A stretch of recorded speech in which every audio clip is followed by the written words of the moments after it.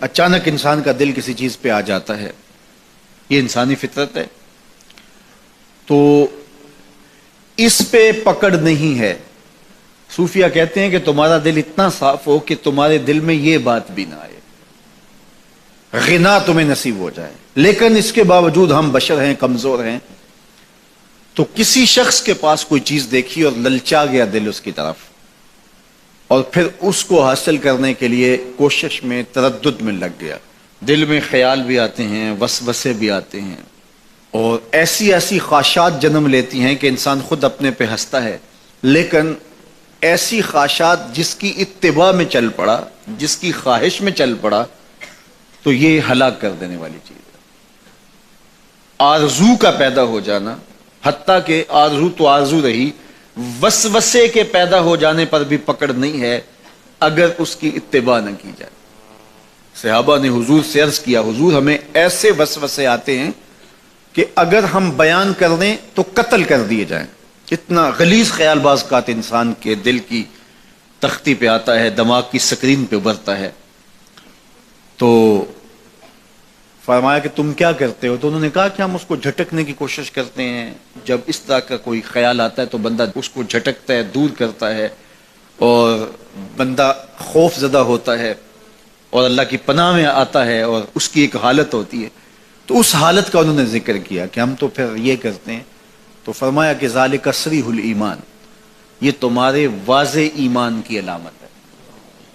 کہ اس وسوسے کے بعد جو تمہاری طبیعت میں بے چینی اور بیزاری پیدا ہوئی،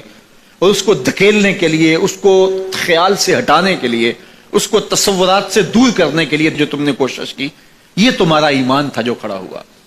اور تم اس سے بچنے کی کوشش کرتے ہو، تو یہ تمہارے ایمان کی علامت ہے۔ تو خالی وسوسہ اگر کتنا ہی غلیظ کیوں نہ ہو، اگر اس وسوسے کو خیال کا حصہ بنا کے اس سوچ کو لذت کا سبب نہ بنا لیا جائے، حتیٰ کہ غیر محرم کے اوپر آپ کی نظر پڑ گئی، تو فرمایا النظرۃ الاولی لک والثانیۃ علیک، جو پہلی نظر تجھے حاصل ہوئی تو وہ تیرے لیے ہے، لیکن اگر تو نے نظر کا تتبع کیا اور پھر تیری نظر نے دوبارہ پیچھا کیا تو وہ تیرے اوپر وبال بن جائے گی۔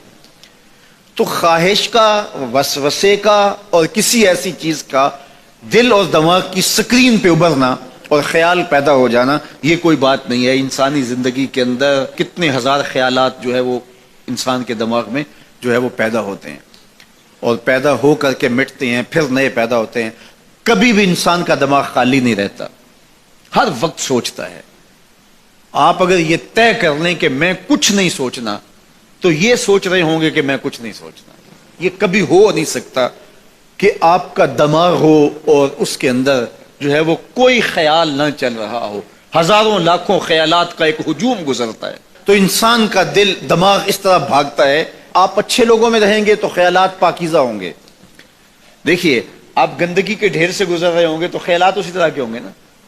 اور اگر پھولوں کی روش سے گزر رہے ہوں گے، صحن چمن سے گزر رہیں گے تو خیال اس طرح کے ہوں گے نا۔ آپ جو ہے وہ کسی بازار سے گزر رہے ہوں گے تو خیال اس طرح کے ہوں گے، اور مدینے کی گلی سے گزر رہے ہوں گے تو پھر خیال اسی طرح کے ہوں گے نا۔ اس وقت آپ کے خیالوں کی دنیا کسی اور جہاں میں آباد ہے، اس لیے کہ آپ رسول اللہ کا فرمان سن رہے ہیں، لیکن اگر آپ کے سامنے کو گویا غزل گا رہا ہو تو پھر خیال کی وادیوں میں بھٹک کے کہیں آپ اور کھڑے ہوں گے۔ اب بات حضور کے فرامین کی ہو رہی ہے تو تصور پھر گنبد خضرا کے مکی کا ہی ہوگا نا، تصور تو پھر شہر حبیب کا ہی ہوگا۔ لیکن اگر آپ باتیں دوسری جانب کی کر رہے ہو تو تصور پھر ادھر جاتا ہے، اور اسی لیے ہمارے علماء نے کہا کہ گانے کی طرز پہ نعت نہیں پڑھنی چاہیے،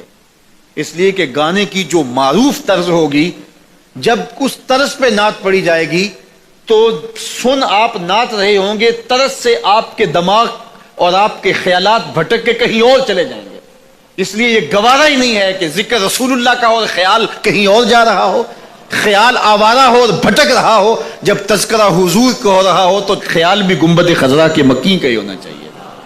تو یہ بات ذہن میں رکھیے گا کہ یہ انسانی زندگی کے اندر انسان کا خیال بھی بھٹکتا ہے، سوچیں بھی بھٹکتی ہیں، دل میں بھی کئی کچھ آتا ہے، لیکن پکڑ اور گرفت اس وقت ہوتی ہے جب انسان اس خیال پہ اپنے آپ کو اس راہ پہ ڈال دیتا ہے. لالچ کا پیدا ہونا بھی شریعت میں ماخوذ نہیں ہے. وہ تمہارے لیے جو ہے وہ وبال تب بنے گی جب تم اس کی اتباع کرنے لگ جاؤ گے, اس خواہش کے پیچھے لگ